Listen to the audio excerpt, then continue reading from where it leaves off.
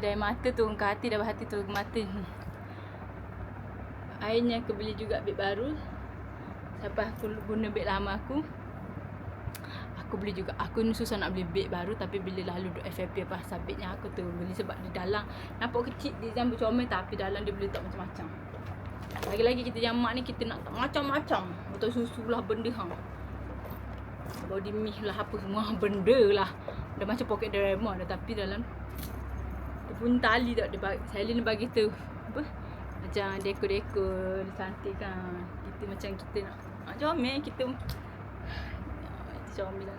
Kalau nak pergi klinik ke comel sangat ni, oh my god. Siap kalau nak beg sini design dia, kain dia dia punya depan dia, tali dia. Dia punya dalang dia, zip dalang dia. Dalang dia besar, zip dia pemolek. Zip dia. Tu dia punya ni pun space banyak. Weh, sesuai sangat yang mak-mak nak letak macam-macam dalam beg dia, suka sangat nampak kecil pada luar, tapi bila dalam nampak besar. Bila dalam dia besar. Boleh tekan beg guna saya, okey?